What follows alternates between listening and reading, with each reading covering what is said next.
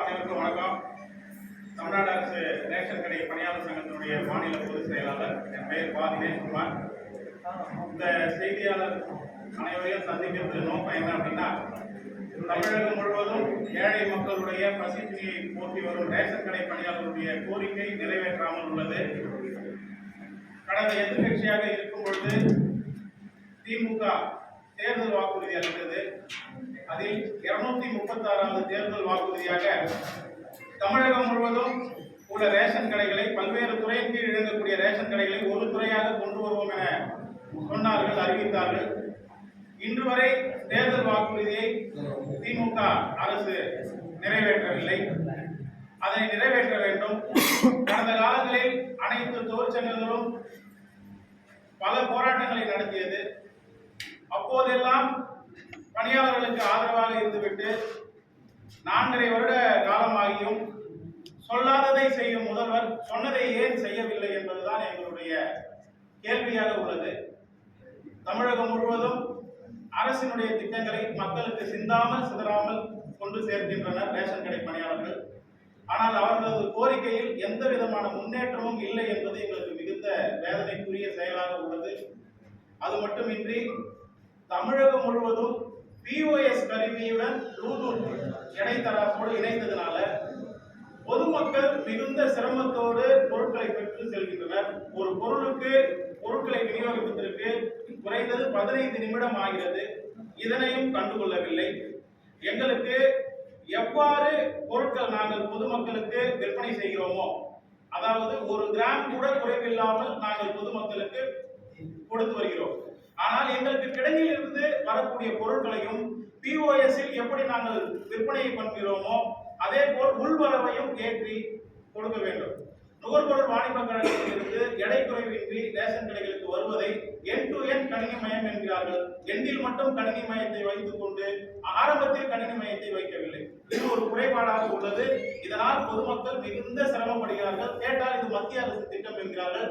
மற்ற விஷயத்தில் எல்லாம் கவனம் செலுத்தி பொதுமக்களுடைய, ஏழை எளிய மக்களுடைய உணவு பசியை தீர்க்கின்ற இந்த திட்டத்தில் அரசு கவனம் செலுத்த வேண்டும். தற்போது முதல்வர் மருந்தகம் ஆரம்பிக்கப்பட்டது. அரசினுடைய எந்த திட்டமும் திட்டமிடல் இல்லாமல் மக்களிடையே கொண்டு செல்வதில் பல்வேறு சுணக்கங்கள் ஏற்படுகிறது. முதல்வர் மருந்தகம் என்று ஆரம்பித்துவிட்டு அது தெருக்களிலும் பல்வேறு இடங்களிலும் வைத்துவிட்டு அது சுகாதாரத்துறை இருக்கு, அவங்க மூலமா பண்ணலாம். இன்னைக்கு கூட்டுறவுத்துறையில ரேஷன் கடைக்கு வேலை வரவங்க 10வது 12வது மட்டும் தான் முடிச்சுட்டு வராங்க. அவர்களை வைத்து மருந்தகங்கள் நடத்துறாங்க. அதுல மருந்தகங்கள் விற்பனை குறையும் போது ஒரு நாளைக்கு 100 ரூபாய்க்கு பில் போடணும், 200 ரூபாய்க்கு பில் போடணும்னு சொல்லி பணியாளர்களை ரொம்ப துன்பப்படுத்துறாங்க. இந்த மாதிரி முதல்வர் மருந்தகத்துக்கு தனியா ஒரு துறை இருக்கும்போது கூட்டுறவுத்துறைக்கு ஏன் வழங்குறாங்கன்னு தெரியல. இது மட்டும் இல்ல, தோட்டக்கலைத்துறை இருக்கு, ஆனா பண்ணை பசுமை காய்கறி கடை ரேஷன் கடைக்காரர் நடத்துறாங்க. சமூக நலத்துறை இருக்கு, ஆனா காலை உணவு திட்டத்தை ரேஷன் கடைக்காரர் நடத்துறாங்க. வேளாண்மை துறை இருக்கு, ஆனா வேளாண்மைக்கு உண்டான அனைத்தையும் கூட்டுறவுத்துறை தான் பாக்குறாங்க. இப்படி பல்வேறு விதமான விஷயங்களையும் கூட்டுறவுத்துறை தான் நடத்திட்டு வருது. அடுத்தது தற்போது முதல்வர் அமைச்சருடைய மனதிற்கு ஏற்ற திட்டமான தாய்மானவர் திட்டம். இந்த தாய்மானவர் திட்டம் எதற்காக கொண்டு வரப்பட்டது அப்படின்னா, வயசானவங்களுக்கு வீடு தேடி ரேஷன் பொருளை கொடுக்கிறோம். ஏற்கனவே அதாவது யார் அவங்க ரெஃபரன்ஸ் பண்றாங்களோ அவங்களுக்கு அங்கீகார சான்று பெற்று பொருட்கள் வழங்கப்பட்டது. அதுல ஏற்கனவே பிராக்சி பில், அதாவது கைரேகை விழாங்களுக்கு பிராக்சி பில் போட்டோம். அந்த பிராக்சி பில்லே இருக்கக்கூடாதுன்னு சொல்லிட்டு அதுக்கப்புறம் நெட்ல தனியா ஒரு இதெல்லாம் வசதி எல்லாம் பண்ணாங்க. அப்படி இருக்கும்போது தாய்மானவர் திட்டத்துக்கு வீடு தேடி எடுத்து போய் கொடுக்க வேண்டிய அவசியம் என்ன? யார் விரும்புறாங்களோ, ஏன்னா எவ்வளவு 70 வயசுன்னு இல்லை, குறைந்த வயது இருக்கிறாங்களோ கூட பொருட்கள் தரணும்னா அவங்களுக்கு ஏதாவது இப்ப எப்படி நம்ம கேஸ் புக் பண்றோமோ அந்த மாதிரி புக்கிங் செய்து கொடுக்கலாம். ஆனா இப்போ நாங்க வீடு வீடா போறதுனால அந்த ஒரு நாள் கடையை நாங்க மூடிட்டு தான் நாங்க வீடு வீடா செல்ல வேண்டிய சூழல் இருக்கு. இதெல்லாம் அரசு கவனத்துல எடுத்துக்கணும். இதெல்லாம் செம்மையா எப்படி பண்ணலாம் அப்படின்னா, இப்ப எல்லாருடைய மொபைல் எண்ணும் அதை வந்து இணைச்சிருக்காங்க. எல்லாமே வந்து ஓடிபி எல்லா மொபைல்லையுமே இருக்கு. அப்படி யார் பொருள் வாங்க வராங்களோ அவங்க எண்ணுக்கு ஓடிபி அமைச்சு கூட இந்த திட்டத்தை மேல சிறப்பா செய்ய முடியும். அரசு எந்த திட்டத்தை சொன்னாலும் கூட்டுறவுத்துறை உயரதிகாரிகள் எதுவுமே அதுல இருக்கிற குறைபாடுகளை பார்க்கறதில்லை. ஆனா உடனடியா இதை செய்யணும் கீழ்மட்ட அதிகாரிகளையும் துன்புறுத்தி பணியாளர்கள் மிகுந்த சிரமத்தில் ஒர்க் பண்றாங்க. இந்த தாய்மானவர் திட்டத்துல மாற்றுத்திறனாளி பணியாளர் இருக்காங்க, கர்ப்பிணி பணியாளர் இருக்காங்க, எவ்வளவு பிபி பேஷண்ட் அவங்களாம் கூட நம்ம ரேஷன் கடையில வந்து வீடு வீடா கொண்டு சேர்க்கறதுல மிகுந்த சிரமம் இருக்குது. அதனால அரசு யாருக்கு வேணுமோ அவங்க வந்து புக் பண்ணாவே யூனிவர்சலா இந்த பொருள் எல்லாருக்கும் கிடைக்கிற மாதிரி வழிவகை செய்யணும். அதே போல பகுதி நேர கடைகளுக்கும் முழு நேர கடைகளுக்கும் ஒரே மிஷினை வைக்கிறாங்க. இந்த பிஓஎஸ் கருவி பல இடங்கள்ல சர்வர் கோளாறு ஏற்படுது. ஒரே கடைக்கு 2 மிஷின், கடைகளுக்கு தனித்தனியா வந்து மிஷினை கொடுக்கணும். அதே போல இந்த ஒயாசிஸ் நிறுவனம் அந்த மென்பொருளை வந்து கொஞ்சம் வேகமா இருக்கிறதுக்கு உண்டான வேலைகளை பார்க்கணும்னு இந்த நேரத்தில் கேட்டுக்கிறோம். அதே போல கூட்டுறவு சங்கங்களின் மாநில பதிவாளருடைய கட்டுப்பாட்டில் நாங்கள் இயங்குறோம். எங்களது கோரிக்கைகள் எல்லாமே கூட்டுறவு சங்கங்களின் மாநில பதிவாளருக்கு தெரிந்தாலும் அவ்வப்போது அதிகாரிகள் நாங்க வந்து ஒரு நல்ல நிலைமையில போயிட்டே இருக்கும்போது உடனடியா மாறிடுறாங்க. அதனால எங்கள் கோரிக்கையில வந்து சுணக்கம் ஏற்படுது, நிறைவேற்றுறதுல காலதாமதம் ஏற்படுது. அதனால கூட்டுறவு சங்கங்கள்ல கூடுதல் பதிவாளராக இந்த துறையிலேயே பதவி உயர்வு பெற்று உள்ளவங்களை கூடுதல் பதிவாளரை நியமித்தாங்கன்னா இன்னும் மேலும் மேலும் பணியாளர்களுடைய கோரிக்கை நிறைவேறதுக்கு ஒரு நல்ல வாய்ப்பாக இருக்கும் இந்த நேரத்தில் கேட்டுக்கொண்டு, அதே போல தமிழகம் முழுவதும் ரேஷன் கடையில மளிகை பொருள் கொள்முதல் பண்றாங்க. ஜேபிசி அப்படின்ற ஜாயிண்ட் பர்ச்சேஸ் கமிட்டி அது மூலம் வந்து ரேஷன் கடையில வந்து மளிகை பொருளை கொள்முதல் பண்றாங்க. அது வெளிப்படை தன்மையாவே இல்ல. ஜேபிசினா ஜாயிண்ட் பர்ச்சேஸ் கமிட்டி, ஒரு சிண்டிகேட் அவங்களுக்குள்ள ஒரு 10 பேர் 15 பேர் அமைச்சிட்டு ரேஷன் கடைகளுக்கு தரமில்லாத பொருட்களும் வெளி மார்க்கெட்ல அறிமுகம் இல்லாத பொருட்களும் விற்க சொல்லி பிரச்சனை எழும்போது உங்களோட மாதிரி பத்திரிகையாளர்கிட்ட ரேஷன் கடையில் கட்டாயமாக பொருட்கள் வாங்க வேண்டிய கட்டாயம் இல்லைன்னு ஒரு அறிக்கை மட்டும் விட்டுட்டு இதாலே பணியாளர்கள் தான் பாதிக்கப்படுறாங்க. அதனால இந்த ஜாயிண்ட் பர்ச்சேஸ் கமிட்டி ஜேபிசி எல்லாம் ஒழிச்சு வெளிப்படையான கொள்முதலை பண்றதுக்கு கூட்டுறவுத்துறை முன்வர வேண்டும். மேலும் எங்களுடைய கோரிக்கை சம்பந்தமா அனைத்து கட்சிகளுக்கும் நாங்க வந்து கடிதம் எழுதணும். அதுல குறிப்பிட்டு ஒரு 3 சங்கங்கள் 3 அரசியல் கட்சி மட்டும் அவர்களுடைய கண்டனத்தை அரசுக்கு பதிவு செஞ்சாங்க. எடுத்துக்காட்டா பாமக, அமமுக, ஓபிஎஸ் ஐயா அவங்க மட்டும் அறிக்கை கொடுத்தாங்க. ஆனா நாங்க வந்து தினமலர் பத்திரிகையில வந்தது அனைத்து தோற்றங்கள் அனைத்து அரசியல் கட்சிக்கும் நாங்க வந்து எங்களது கோரிக்கையை சொன்னோம். தமிழக வெற்றி கழகம் அப்படின்ற அரசியல் கட்சி எல்லாம் வந்து ஒரு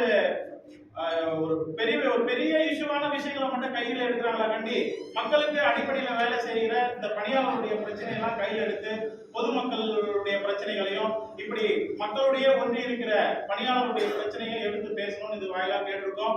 அதே போல மாண்புமிகு எதிர்கட்சி தலைவர் அவர்களும் எங்களது கோரிக்கையில கவனம் செலுத்தணும். கடந்த ஆட்சியில எங்களுக்கு கடைசியா 2021 பிப்ரவரியில கடந்த ஆட்சியில ஒரு ஊதிய உயர்வு வழங்கினாங்க. இன்னைக்கு வரைக்கும் எங்களுக்கு ஊதிய உயர்வு சம்பந்தமா எதுவுமே சொல்லல. இந்த ஆட்சி வரணும் நாங்க ரொம்ப விருப்பப்பட்டோம். உங்களுடன் ஸ்டாலின் முகாம்ல எல்லாம் எங்களது கோரிக்கையை கொண்டு போய் கொடுத்தோம். நாங்க எப்பவுமே முதல்வர் கூட இருக்கணும்னு தான் நாங்க ஓட்டு போட்டு வர வச்சோம். ஆனா எங்களுக்கு இந்த மாதிரி வந்து ஒரு அநீதி இந்த அரசு இழக்குன்னு நாங்க நினைச்சு கூட பார்க்கல.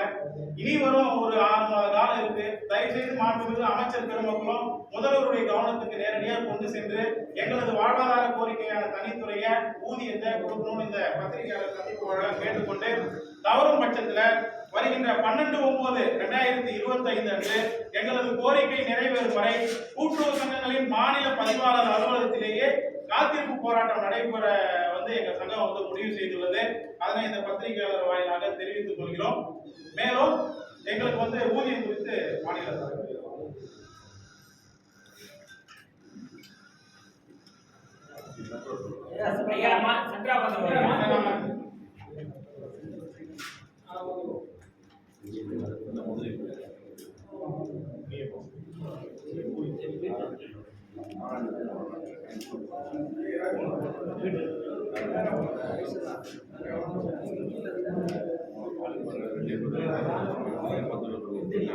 அனைவருக்கும் வணக்கம்.